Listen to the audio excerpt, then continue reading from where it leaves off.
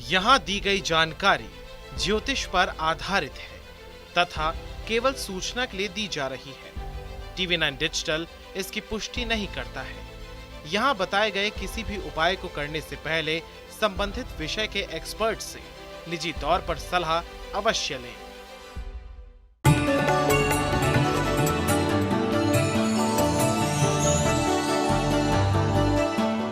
नमस्कार, आप देख रहे हैं एस्ट्रो साइंस। आप सभी का स्वागत है। मैं हूं आपके साथ अंजलि और मेरे साथ इस कार्यक्रम में है एस्ट्रो साइंटिस्ट गुरुदेव G D Vashishtha ji. Sir, आपका बहुत बहुत स्वागत है। खुशियां दाता सदा सुखी रखे माता।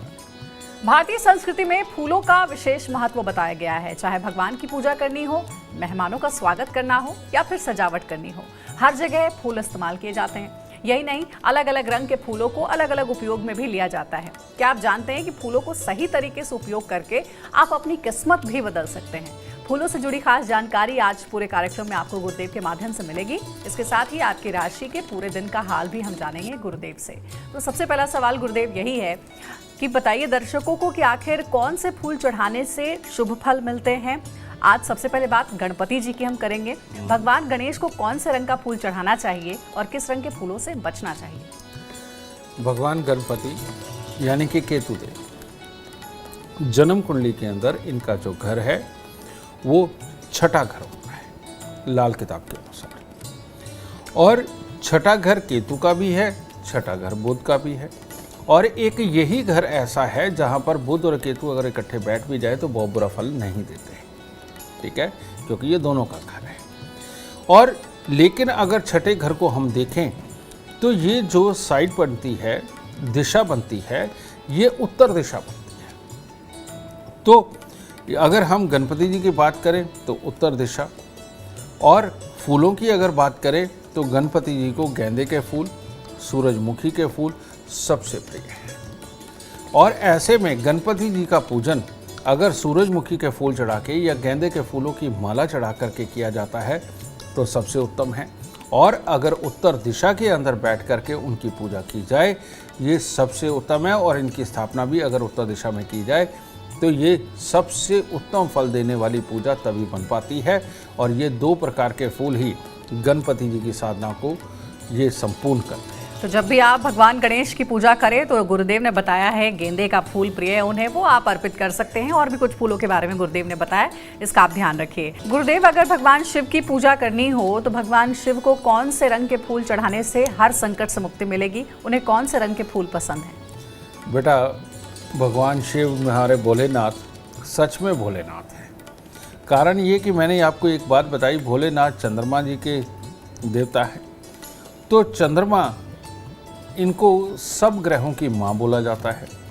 तो ऐसी अवस्था के अंदर अगर हम देखें तो भोलेनाथ को किसी भी प्रकार के फूल हम अर्पित कर सकते हैं। लाल भी कर सकते हैं, सफ़ेद भी कर सकते हैं, गुलाबी भी कर सकते हैं, नीले भी कर सकते हैं। या और ख़ास तौर पे तुमने देखा होगा आके के फूल चढ़ाए जाते हैं।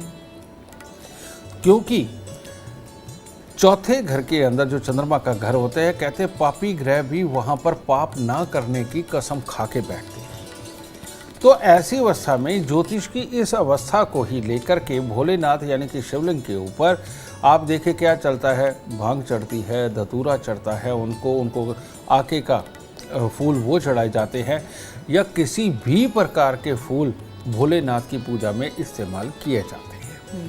तो इसीलिए कोई ऐसा बंधन नहीं है। यहाँ पर भोलेनाथ की पूजा करने के लिए आप किसी भी प्रकार के फूलों की माला आप भोलेनाथ को अर्पण कर सकते हैं। तो और भगवान भोलेनाथ के बारे में ऐसा कहा भी जाता है कि उन्हें बस एक लोटा जल आप अर्पित कर दे, वो बस उससे ही प्रसन्न हो जाते हैं। बस जो भक्त है उसकी सच्ची श्रद्धा होनी चाहिए। तो उनके लिए कुछ भी ऐसा नहीं है कि कोई विशेष फूल आप अर्पित करें, जो समर्थ हो वो आप अर्पित कर सकते हैं, जैसा गुरुदेव ने बताया। गुरुदेव, अब बजरंग बली की बात करते हैं। हनुमान भगवान को कौन सा फूल अर्पित करना चाहिए और किस रंग से परहेज करना चाहिए?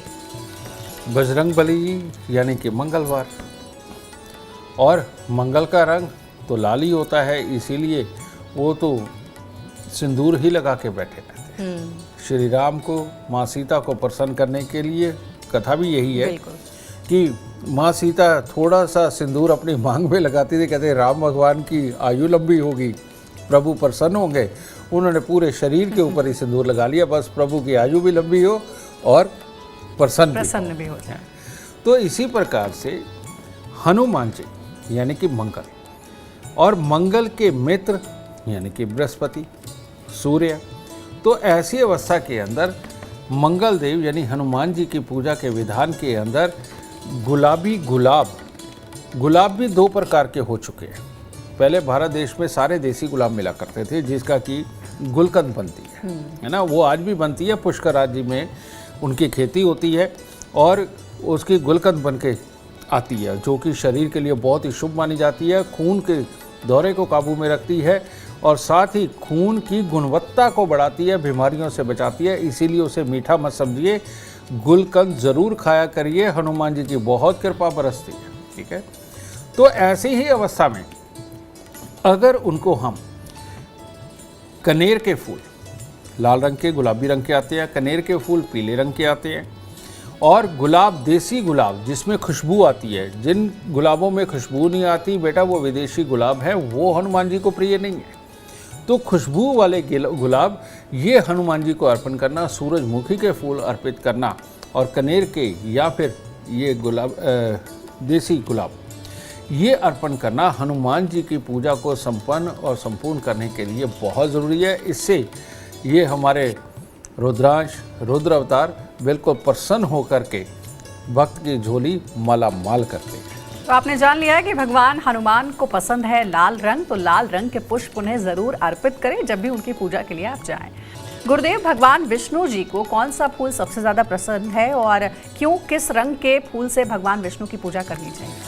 ऐसा है, भगवान विष्णु ये तो स्वयं लक्ष्मी को धारण करने वाले देवता है, और इनको जितनी भी सुंदर चीज़ें होती हैं, खुशबू वाली चीज़ें होती हैं, बहुत ही प्रिय होती हैं, स्वादिष्ट चीज़ें इनको बहुत प्रिय होती हैं। तो विष्णु भगवान, इनके लिए भी गुलाबी गुलाब ये सबसे उत्तम है। आप मोगरा, चमेली, सफ़ेद रंग के फूल, क्योंकि लक्ष्मी को भी ये धारण करते हैं, आप वो अर्पित कर सकते हैं। ठीक है, सूरजमुखी के फूल वो अर्पित कर सकते हैं, गेंदे के फूल वो भी इनको अर्पित कर सकते हैं। लेकिन जो नीले रंग के, जो कालेपन पे आए हुए बहुत सारे फूल होते हैं और भृंगराज के बहुत सारे फूल मिलते हैं, ये फूल भगवान विष्णु को हम अर्पित नहीं कर सकते हैं। ठीक है, तो सिंपल पीले, सफ़ेद और गुलाबी रंग के जितने भी फूल हैं वो आप भगवान विष्णु को अगर अर्पित करते हैं तो भगवान विष्णु प्रसन्न होकर के माँ लक्ष्मी को आपके घर पर भेजते हैं और आपको सुख, संपत्ति, समृद्धि सब प्रदान करते हैं। तो ये बड़ी दिलचस्प बात आपने की है गुरुदेव की भगवान विष्णु जब प्रसन्न होंगे तभी घर में माँ लक्ष्मी का भी आगमन होगा। और अगला सवाल जो है वो माँ लक्ष्मी से ही जुड़ा हुआ है। अब माँ लक्ष्मी तो आ गई, विष्णु भगवान प्रसन्न हो गए, तो लेकिन माँ लक्ष्मी को अगर विशेष रूप से प्रसन्न करना हो तो उनको किस रंग के फूल अर्पित करने चाहिए? माँ लक्ष्मी बहुत चंचल है, एक जगह बिल्कुल नहीं टिकती। समझे? अब भ्रांति तो ये भी है कि खड़ी माँ लक्ष्मी का चित्र लगाए कि बैठी माँ लक्ष्मी का चित्र लगाए, यहाँ तक की भी इसके अंदर बातें चलती हैं। लेकिन आप खड़ी लक्ष्मी का लगवाएं या बैठी लक्ष्मी जी का लगवाएं, लेकिन साथ में गणपति ज़रूर होने चाहिए। ये बात बहुत ज़रूरी है। उसका कारण ये, माँ लक्ष्मी चलायमान है और हमारे जो गणपति है, गणपति देव आप देखेंगे क्या कि मोटे ताजे हैं, बैठे हुए हैं, मोदक खा रहे हैं, मीठा खाते हैं वो। ठीक है, ये सही मायने में जो भी दुकानदार, शोरूम का मालिक, धंधे का मालिक अपनी गद्दी पे बैठता है, गद्दी को ही गणपति बोला जाता है। और ये जो हमारी जांग, पीछे पट का हिस्सा और ये हमारे जो कूल्हे हैं, ये वाला हिस्सा गणपति माना जाता है। तो जो दुकानदार, जो शोरूम का मालिक, जो धंधे का मालिक टिक के अपनी गद्दी के ऊपर बैठता है, गणपति देव वहाँ पर आकर के विराजमान होते हैं और वहाँ मंगल कार्य करते हैं, क्योंकि गणपति गद्दी पे बैठ कर के हर आए हुए ग्राहक को जानते हैं, उसकी मानसिकता को जानते हैं, उसके तोल मोल को जानते हैं। और ये सारी चीज़ों की जानकारी अपने आप को होना तब मंगल कार्य लेके आता है एक दुकानदार के लिए। तो ऐसी अवस्था के अंदर माँ लक्ष्मी यानी कि वहाँ पर खुशबू का वातावरण ये बहुत ही ज़रूरी होता है। सफ़ेद रंग के फूल, मोगरा, चमेली, इसका इस्तेमाल आपके अंदर ऊर्जा का संचार करता है, आपके दिमाग को तेज करता है और आइडियाज़ लाने का काम जो है मोगरा चमेली करता है।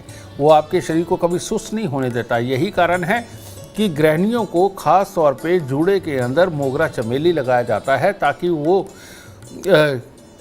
जागृत रहे एक तरह के और लो ना पड़े, क्योंकि परिवार संभालना होता है। ठीक है, तो ऐसी अवस्था के अंदर माता लक्ष्मी को सफ़ेद रंग के मोगरा चमेली या किसी भी तरह के खुशबू वाले फूल जो सफ़ेद रंग के हो वो अर्पित करना सबसे उत्तम होता है और माँ लक्ष्मी उससे प्रसन्न होती है। तो घर में अगर माँ लक्ष्मी की कृपा आपको चाहिए तो फिर आप माँ लक्ष्मी को सफेद रंग का पुष्प अर्पित करें, जैसा गुरुदेव ने बताया है। गुरुदेव, एक और सवाल है कि कई बार लोग माँ लक्ष्मी को गुलाब का फूल भी चढ़ाते हैं, वो शुभ माना जाता है, कमल का फूल भी अर्पित करते हैं, तो ये क्या शुभ होता है? ये दोनों पुष्प शुभ होते हैं? तो बेटा, मैं तुम्हें एक कहानी यहाँ सुनाना चाहता हूँ जो आज तक किसी किताब में, ग्रंथ में नहीं लिखी हुई। माँ लक्ष्मी का स्वरूप अगर आप देखें तो क्या है? माँ लक्ष्मी बैठी हुई है, कमल के फूल पे बैठी हुई है, एक तरफ गणपति जी है, एक तरफ सरस्वती है, पीछे 2 सफ़ेद हाथी हैं जो गंगा बहा रहे हैं। इसका मतलब क्या है? इसका मतलब है कि जो भी इंसान गणपति की तरह टिक के सोचेगा, गणपति की तरह टिक के अपनी गद्दी पे बैठेगा, अपने काम धंधे के बारे में सोचेगा, माँ सरस्वती यानी कि मीठा बोलेगा और अपने ज्ञान का प्रयोग करेगा, यार दोस्तों से मदद किससे लेनी है अपने काम के लिए इसका प्लान करेगा, तो ये जो विचार है, ये विचार रूपी गंगा 2 हाथियों के जरिए ये बहाई जा रही है, ये बहाई जा रही है और नीचे पानी इकट्ठा हो रहा है, कीचड़ की तरह इकट्ठा हो रहा है।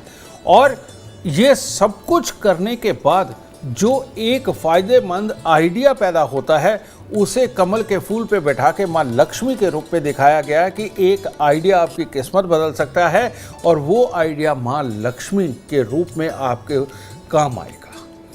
तो सही मायने में क्या है?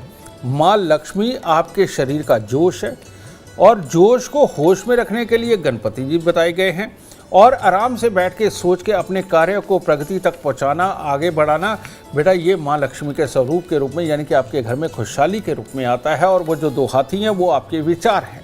ठीक है, तो ऐसी अवस्था में कमल का फूल, कहने का मतलब दुनिया के अंदर कोई भी चीज़ बुरी नहीं है, ये समझाते।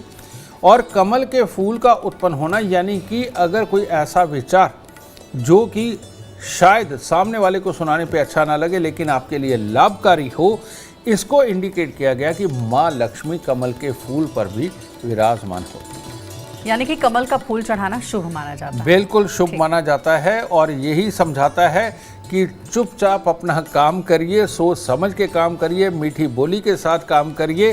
कमल के फूल के अंदर गुण जो होते हैं चढ़ाने पे वो यही होते हैं कि आपके अंदर एनर्जी को बना करके रखते हैं और लोपन नहीं आने देते।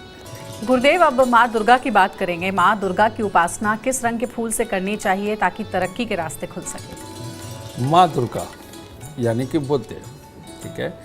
माँ दुर्गा सही मायने में हमारे शरीर के अंदर जितनी नसें हैं, हमारी प्लानिंग बनाने की जो बुद्धि है और प्लानिंग बना करके हिम्मत करने की जो ताकत है। आप माँ वैष्णो देवी जाते हैं, माँ दुर्गा का संपूर्ण वास है वहाँ पे। वहाँ पर क्या है? सेंटर में माँ लक्ष्मी है, लेफ्ट हैंड पे देखेंगे तो माँ सरस्वती है, राइट हैंड पे देखेंगे तो माँ काली है। इसका मतलब क्या है कि सरस्वती का ज्ञान, यारी दोस्ती, जान पहचान, ठीक है, और माँ काली की हिम्मत यानी कि इन सब का इस्तेमाल करके एक आइडिया आना, और माँ काली यानी कि हिम्मत दिखा करके उस आइडिया के ऊपर इम्प्लीमेंट करना, जिसे कहते हैं रिस्क लेना, ठीक है। जो ये दोनों चीज़ें करता है वहाँ माँ दुर्गा लक्ष्मी के रूप में प्रकट होकर के भक्त को मालो माल करती है। और माँ दुर्गा को सबसे जो प्रिय फूल है वो है गेंदे के फूल। गेंदे के फूल भी कई प्रकार के आते हैं, वो लाल रंग ब्राउन कलर के भी होते हैं, पीले रंग के भी पूरी तरह से होते हैं, हल्के ऑरेंज कलर के भी होते हैं जी। तो आप कोई भी गेंदे के फूल का प्रयोग कर सकते हैं माँ दुर्गा को प्रसन्न करने के लिए। और सबसे उत्तम, आपको 7 कन्याएं या 9 कन्याएं जमानी चाहिए और सबके गले में आपको गेंदे के फूलों की माला डाल के कुछ मीठा दे करके माँ दुर्गा को प्रसन्न करने की कोशिश करिए। देखिए, ज्ञान भी आएगा, हिम्मत भी आएगी, और जब ये दोनों आएंगे तो माँ वैष्णो देवी का संपूर्ण रूप यानी कि माँ लक्ष्मी भी आएगी और माँ दुर्गा प्रसन्न होकर के आपको मालोमाल करेंगी। देखिए, बहुत ही अच्छे से गुरुदेव ने बताया है कि आखिर माँ दुर्गा को प्रसन्न आप कैसे कर सकते हैं, कौन सा पुष्प अर्पित करें आप पूजा अर्चना में, ताकि आपको विशेष आशीर्वाद की प्राप्ति हो सके। अगर आप भी जीवन में कामयाबी चाहते हैं, अपार धन और लाभ चाहते हैं, तो गुरुदेव के बताए हुए उपाय जरूर करें। उम्मीद करते हैं आपको आज का विषय पसंद आया होगा। कल आपके सामने लेकर आएंगे एक और नया विषय जो आपकी कॉम्प्लिकेटेड लाइफ को बना देगा आसान और खुशियों से भरपूर। अगर आप हमारे गुरुदेव से मिलना चाहते हैं या पर्सनली बात करना चाहते हैं तो आप कॉल कर सकते हैं। नंबर है 9999990522। आप भी सुख समृद्धि और खुशहाली चाहते हैं और चाहते हैं दुखों का अंत हो जाए, तो इसके लिए एस्ट्रो साइंस ऐप डाउनलोड करना ना भूलें। फिलहाल समय हो गया आपसे इजाजत लेने का। बने रहे हमारे साथ और हमारे एस्ट्रो साइंटिस्ट गुरुदेव GD वशिष्ठ जी के साथ देखना ना भूलें एस्ट्रो साइंस रोजाना सुबह 8 बजे। नमस्कार।